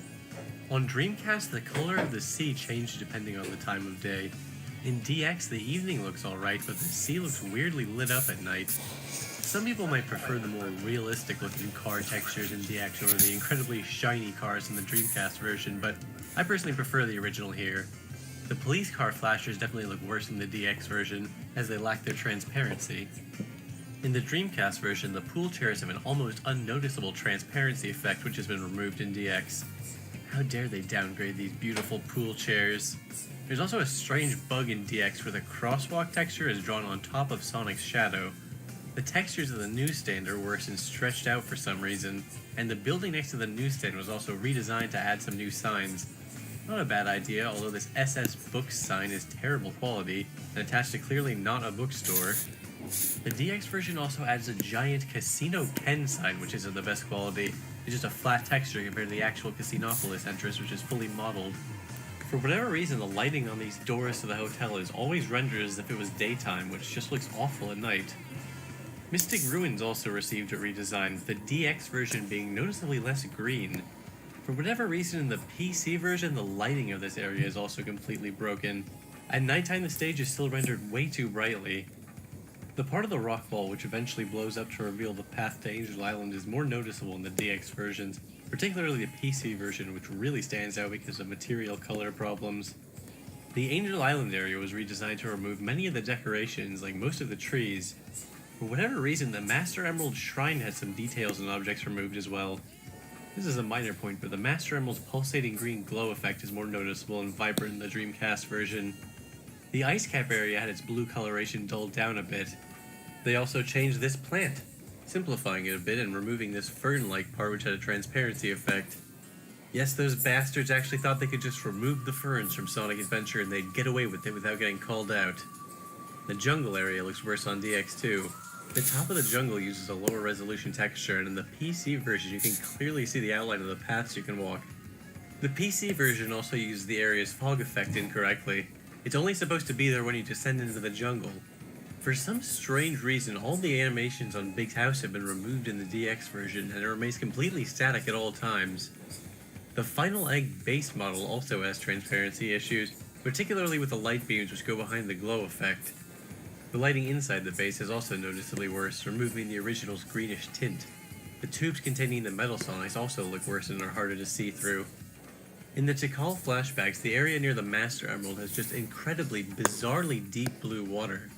Arguably an improvement over the simple texture from the Dreamcast version, but it's so blue it even appears blue during the flashbacks when the area is on fire, when the color palette is supposed to be basically all red.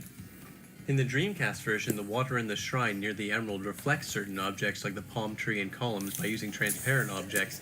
This effect was removed in the DX version. The worst downgrade in the DX version is the fire. In the original game, the lighting flickered by transitioning between two palettes to create a striking fire effect.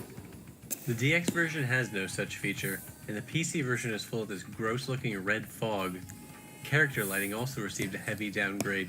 Overall, the atmosphere and impact of the scene is considerably dulled in the DX version. The egg carrier didn't receive much of a redesign compared to the other two adventure fields. The lighting changes means it lost its slight purple tint, and there are a few minor mistakes, like they made this monorail animation invisible, they removed the animation on the captain's seat, and the green barriers on the doors don't display for some reason. But apart from the overall standard lighting downgrades, there's not too much to complain about here, so let's get into the action stages. Before going over Emerald Coast, I need to explain the changes DX made to the way it handles water. It uses new surface textures and has an underwater distortion effect. This is definitely a technical improvement. It certainly looks more realistic, although it is a little distracting and it makes some of Big's underwater sections kind of annoying. The Dreamcast version uses a simple blue tint to convey the feeling of being underwater. However, this distortion effect is only in the GameCube version. PC ports of DX keep the new surface textures but have no distortion or blue tint underwater, which looks kind of odd. While some may prefer the GameCube's distortion effect to the simple way of handling water in the DX version, the effect is not perfect. In addition to distorting things under the water, it also appears on objects in front of it, which creates a very bizarre looking effect. So let's take a look at the ocean in Emerald Coast. The Dreamcast version uses a simple animated water texture, while the GameCube version has multiple layers, including its natural water distortion effect. The PC port lacks the distortion and uses a different texture and coloration. My major issue with the DX version is the shoreline, the weirdly bright line where the waves meet the sand, and the sand textures are also worse quality. They also messed up some of the UV mapping when redesigning the area. The PC version in particular just has a strange looking water animation with the ocean flashing every few frames. During the iconic scene with the killer whale, the Dreamcast version has a dynamic model for the water surface which simulated ocean waves. In the DX version, the water just moves up and down, which not only looks strange, but they didn't update the bridges animation, causing parts of it to dip underwater. Also, for some reason, during Big's cutscene where Gamma takes Froggy at the end of Emerald Coast, in the GameCube version it's missing a bunch of scenery. When people want to show off how Sonic Adventure is such a glitchy game, I swear to God, 9 times out of 10 it's the same example. Falling through the ground during the Emerald Coast loop. I've seen this so many times, I would say this is the most infamous glitch in the entire game, and it doesn't even happen in the Dreamcast version. In Windy Valley, a lot of random pieces of scenery are missing, like a bunch of the wind turbines. The Dreamcast version has a dynamic fog system which makes the stage darker when the tornado shows up. This effect is broken in the DX ports. The slight gray fog is also missing from inside the tornado too. Certain textures are missing in the DX version, allowing you to see through some objects. And the ropes on the bridge are also way too long for some reason. There's color banding visible in all versions of the sky in Act 3, but it's more noticeable on GameCube and looked absolutely fucking dreadful on PC. This area right here is a good example of how much better the Dreamcast can handle transparencies. Look at the edges of the grating. Somehow it looks even worse on the PC too. The area's white fog effect was also made darker. In the original game, the Chaos Emeralds had a glowing effect which is completely missing in the DX ports. For Casinopolis, the most noticeable changes are just in terms of the lighting. Notice the slight violet coloration on Sonic's model in the original version, and the more complex lighting transitions on his model. Looking around, certain objects have lost their animation for seemingly no reason, like the roof of the Knight's pinball entrance. Once again, you can see the Chaos Emerald's missing glow effect. The DX version continues to struggle with transparencies. The PC version in particular has issues displaying the slot and pinball sign. The shiny shower room sign was replaced with an ugly low-resolution texture. And similarly, the information sign has lost its reflective element on GameCube and is nearly unreadable on PC. The gear area and Knuckles stage is actually broken on the PC version. One of these spinning cylinders is missing its top texture. Look at the giant lion statue on the second floor. Look how much cooler it looks in the Dreamcast version due to the lighting and texture animations. Apart from the standard lighting and texture downgrades, the pinball boards are mostly okay, although the lighting in the Knights area isn't quite right on DX. Now let's take a look at the sewers. This area actually has quite a different feel in the DX version. For whatever reason, it appears to have a white fog added, giving it a worse draw distance. The water is clear instead of green and has no animation in the DX version. On GameCube it had the natural distortion effect, but on PC it has nothing. The lights in the sewers were supposed to blink and flicker, but that only happens on the Dreamcast version. One of the weirder mistakes is this light texture of the exit grate at the end of the sewers. On Dreamcast it looks fine, but the DX version uses an incorrect blending mode which has it come out as a flat texture. God, that is so disgusting looking. I don't know nobody noticed that shit during development. I mean, a lot of these mistakes I can understand how they missed, but come on. Ice Cap Zone received a strange redesign. It uses the exact same textures as the Dreamcast version, but all the color was removed, making the stage nearly all white instead of white and blue. This is the result of making it much less vibrant and appealing looking. The PC version also has broken material colors, which makes the destructible part of the ice really obvious. The hanging icicles also lost some of their reflective qualities, making them overlapping transparent models, which looks much worse. Another result of the color change is that the avalanche part of the snowboarding section is absolutely blindingly white. Because of the changes to the lighting system, they didn't even attempt to give Big's version of the stage the darker nighttime look of the original. Twinkle Park is another stage that got a new look with different textures, overall less colorful and more mechanical feeling. You can definitely feel the lighting downgrade during the initial bumper car section. For example, the spinning asteroids had soft lighting from one direction in the original, while they have no special lighting in the DX version. Look at the color transitions in the Dreamcast lighting compared to the duller DX versions. Another example of bad UV mapping, the roof tile textures on these objects is inconsistent with the rest of the roof in the DX versions. Amy's stage also suffers from the changes to lighting. The dark fog that made the mirror room so creepy has been removed in DX, and the mirror illusion is more complex in the Dreamcast version too. Additionally, the balloon at the end of Amy's stages has lost its transparency in DX. Speed Highway is possibly the most iconic stage from the game, and unfortunately it didn't escape unscathed. The buildings in the original have some lit up windows, but the DX ports have incorrect material flags which make the buildings look all dark and ugly. The DX version is also missing some of the blinking light effects from the original. In the PC version, the blinking lights on the missile are broken too. Here you can see another example of texture degradation across ports. The GameCube version is noticeably worse than the Dreamcast version, and the PC version is even worse than the GameCube version. During the running down the building sequence, the subtle red fog from the original is missing in the DX ports, and for whatever reason these floating rings at the end you can collect with the lightning shield has been removed. In the Dreamcast version, Master Emerald shards have this subtle glow effect, but the DX ports made them much, much brighter. Makes it easier to see, I guess, but it looks worse in my opinion. Red Mountain has also had some of the colors dulled with the redesign, although it has a few improved textures too. Overall, the DX version seems to favor a light brown aesthetic. In the Dreamcast version, there were two layers of clouds that moved at different speeds, creating a parallax effect. This effect is barely noticeable in the GameCube version and completely absent in the PC port, which has incorrect cloud colors as well. The clouds are also placed lower in DX, meaning you can see some things you're not supposed to, like the bottom of this mountain. There's also a thick, gross fog in the PC version, which just looks like shit. The cloud layer being too low is more noticeable in the Knuckles version of the stage. The DX version has a longer draw distance, which is technically good, but creates some weird issues with the level geometry popping in the distance, which wasn't an issue in the Dreamcast version. Once again, the sky has some color banding, which gets worse each port. Act 2 really suffers from the lighting downgrades. In the Dreamcast version, the lighting affected both the environment and the objects around them. In the DX version, objects are no longer tinted red. The lack of red object lighting from the lava just makes this area look terrible in the DX versions. Look at this skull on the wall in this picture. Without the proper lighting, it starts to blend into the wall, becoming almost invisible in the PC version. Look at the lighting on these rock platforms as they fall into the lava on Dreamcast. Now look at how much worse it looks on GameCube. The DX version does feature a more detailed texture for the lava, which is nice, but for some reason the brightness isn't right on the PC version, which looks really bad. Similarly, Skydeck receives some serious downgrades which negatively impact the atmosphere of the stage.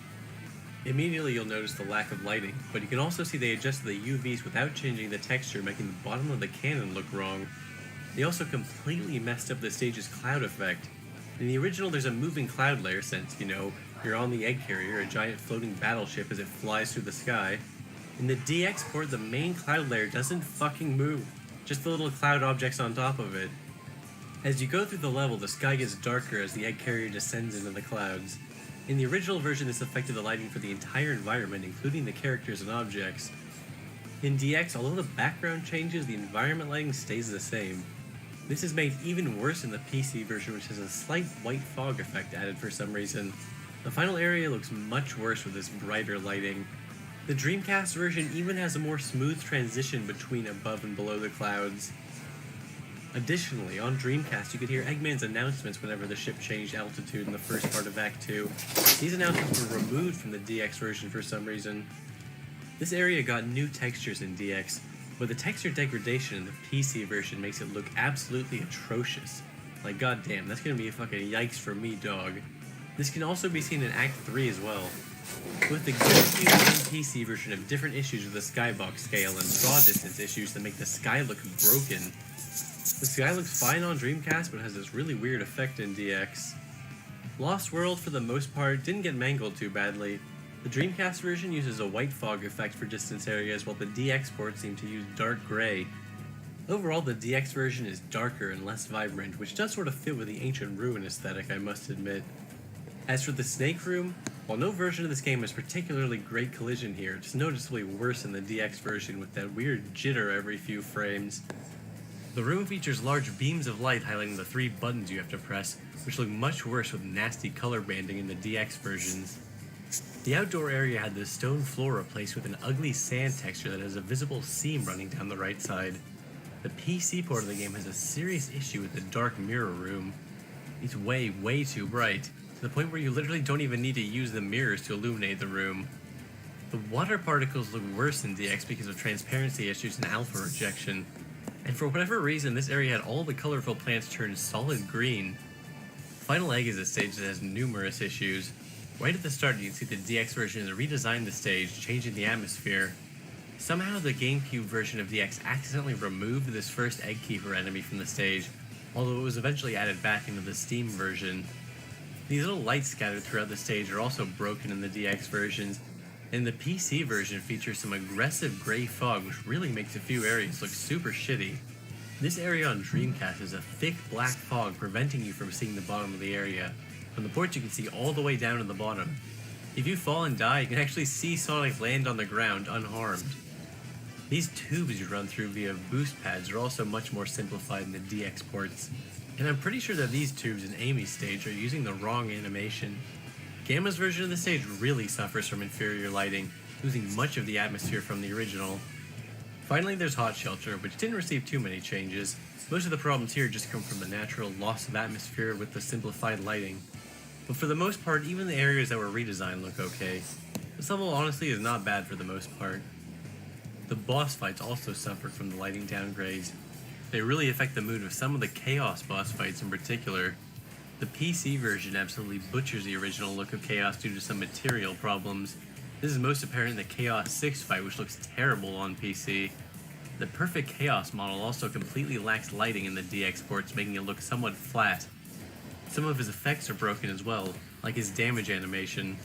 On Dreamcast and GameCube, the tornadoes around his body slowly fade in when he reappears, but on PC they just pop in. In the Dreamcast version of the Egg Walker fight, the movie poster displayed near the casino is The Man 3 instead of the usual Chow in space. It's only in this one fight and it's kind of hard to notice, so it's not really a big deal that the DX versions either cut or forgot about this, but it's kind of enough to slightly bother me. Also, it goes without saying, but the nighttime lighting is much better on Dreamcast. For some reason, the Egg Walker model is way too bright on GameCube, and the PC version of this fight messed up the skybox by somehow making it impossible to see with some unnecessary fog. In the Egg Viper fight, one of his attacks is a giant explosion, which is supposed to light up the walls. This is completely missing in the PC version. A similar effect is also missing when you hit Eggman. Another one of his attacks is charging up this blue plasma ball. In the Dreamcast version, the walls flash blue, but this effect is totally broken on the GameCube version, just messing with the overall lighting, and once again completely missing on PC. There are more changes I could discuss, but I have to stop somewhere. At the end of the day, you might be thinking, why do you care so much about this? Are there more important things to worry about, like fucking war and 9/11 and shit? Well, it could be argued in a way that this is more important than all the wars and 9/11s combined, because this is about artistic integrity. What could be more important than that? I mean, sure, human rights, you might say, like the right not to be burned to death by white phosphorus, but, you know, what good is being alive in the first place if you're living in a world without artistic integrity? It's just something to think about. I mean, yes, I accept that this one particular shoddy port job probably doesn't matter to most gamesters out there, but to me, Sonic Adventure 1 is a beautiful game, and I will always see it as a beautiful game because I can still vividly remember playing it when I was brand new. And it's just a bummer to me that the supposedly improved director's cut is uglier, and that's by far the most easily accessible and widely played version of the game. Look, I'm not fucking James Turrell over here, but I think lighting is an important and underrated aspect of aesthetic design that often goes overlooked. I think the lighting in the original game was actually pretty nice looking for the time, so it sucks to just see it thrown in the garbage can. So is that it then? If you want to play the real version of Sonic Adventure 1, are you just fucked? Should we just give up, lay down, and die? Well, not so fast. It turns out the very man who's behind this incredible comparison blog has created a Dreamcast conversion mod for the PC version. This is without a doubt the best way to get the true Sonic Adventure 1 experience, retaining all the gameplay improvements of DX like skippable cutscenes and a higher frame rate, with the original aesthetic recreated nearly perfectly. For many years, Better SADX was seen as the default option, but now even the creator of Better SADX recommends using PKR's mod loader.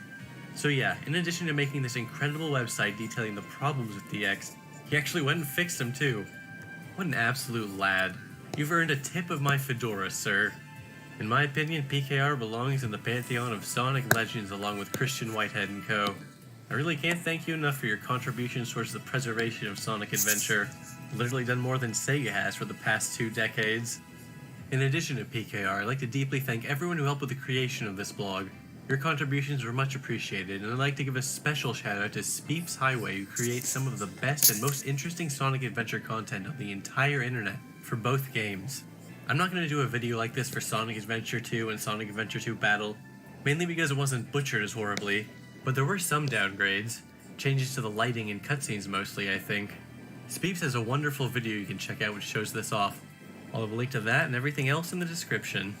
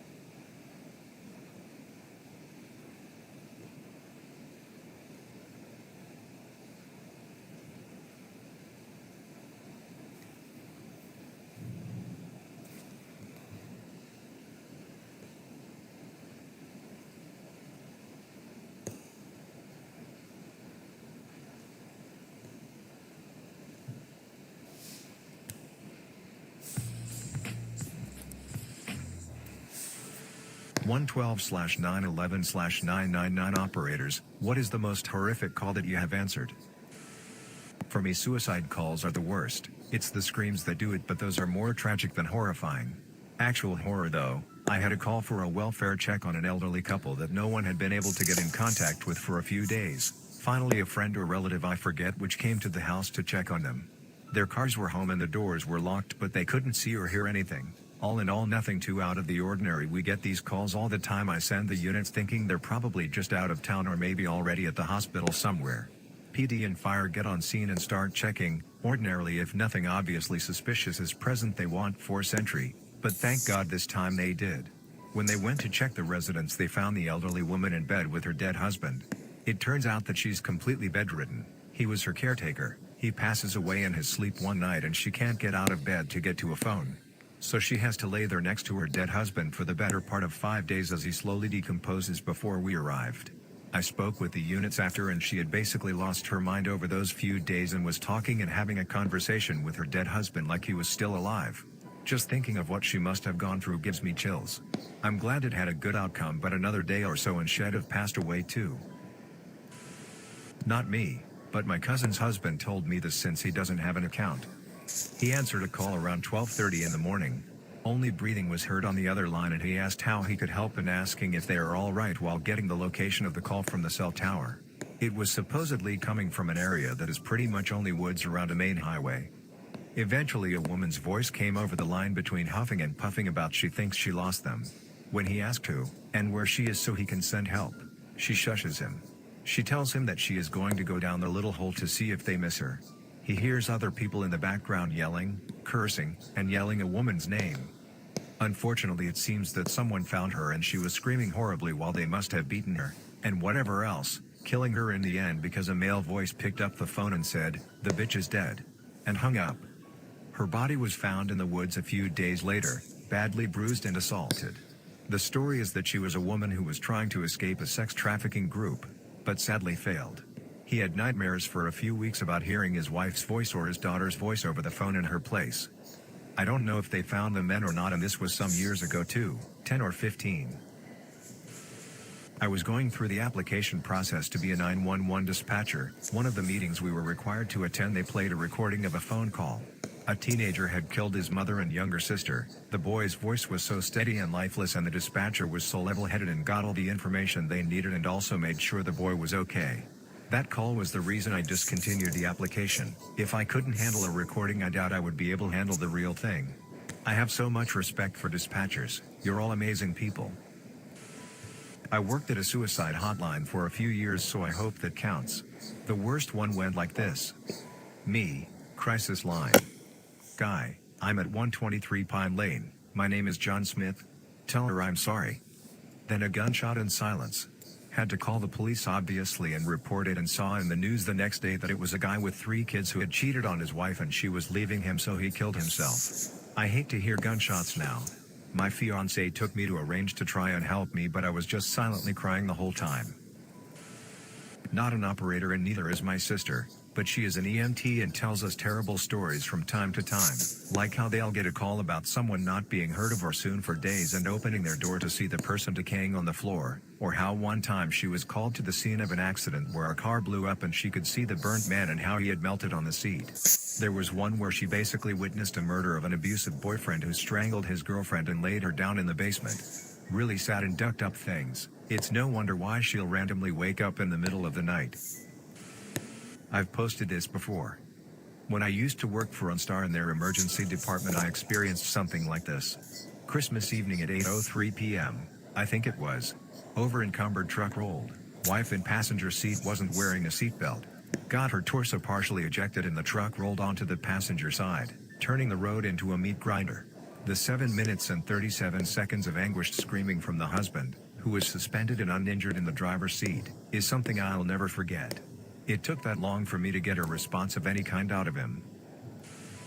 Not me, but my mother used to be a dispatcher for 911. One day she got a call from a person who said that she was worried about her neighbor and wanted a wellness check done. So she gives all the details, etc., and she mentions that her dogs are sitting at the bay window and have been there for a couple days. The lady in question hasn't left her house for a little over 4 days, the caller says. So my mother radios it in, and the nearest unit just happened to be an absolute dick. I mean, I'm the biggest supporter of the police, but this guy was just an asshole through and through. Type of guy to throw the book at you for a misdemeanor traffic violation. Anyways, she radios it in, and he immediately starts bitching about it, about how if the dogs are there that she's fine and all this other bullcrap. So he finally heads out there, and kinda brushes it off. Not even trying to enter the property. Eventually he goes in, and radios in a 10 to 100, death. She was an elderly lady that had fallen and cracked her head open on the ground apparently. And this shut the officer right up for a couple weeks. Still kinda creepy to think about though. 2 different ones come to mind for me. Our required line to say for my agency when answering emergency calls is 911. What is the address of the emergency? And to that question an older lady replied, "It's too late, honey," and hung up. We had an officer check the area where the cell phone pinged to and found an elderly woman who had shot herself in the head. The part that sticks with me the most is that this was Christmas Eve and she had laid out her presents for her grandchildren/children as well as her will neatly on the table. She had cancer and left a note about how sorry she was. The second call would be a woman who went to her mother's house because she hadn't heard from her for a few days. She called me moments after she discovered her mom's body, face covered by a bag. Her mother had suffocated herself. Can't remember the reason why. The caller was distraught and said things that will stay with me forever. Some other calls that I have been in the room for would include a woman who ran over her own son, intestines and other internal organs being visible. Had a different caller who was 10 years old saying his brother was jumping on the trampoline with his younger brother and got his brother's neck caught on a rope swing, got life flighted but didn't make it. Another one would be a person who was thinking about suicide and eventually shot himself. Stayed on the phone with the caller and could hear the blood dripping from his head and hitting the phone.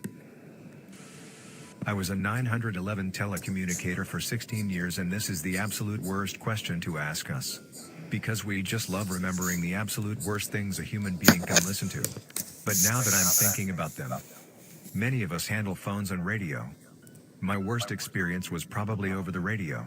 2 officers went out to serve a warrant at a guy's house. This guy had attempted to run over a parking enforcement officer a couple days earlier. The officers called out that they were there. When the guy opened his front door, he was holding a rifle. One of the officers was at the door and the other was at the bottom of the stairs. One officer keyed up real quick and advised a male was at the door holding a gun. We started sending backup. Not much time passed before they started yelling that shots had been fired. We sent more help. While other units are responding, one officer advised his partner has been shot and requesting medics. The offender has also been shot. The officer that has been shot starts keying up every few seconds. His voice is strained and soft, pleading, "Help me. I'm bleeding, help, I'm dying." I'm sitting in a room with 2 other telecommunicators coordinating a massive response of police and medics with other unrelated 911 calls coming in. We hear him crying over the radio. Part of me wonders why his partner isn't stopping him from keying up. What's going on there? The next day I am required to attend a debriefing of the that is incident. it.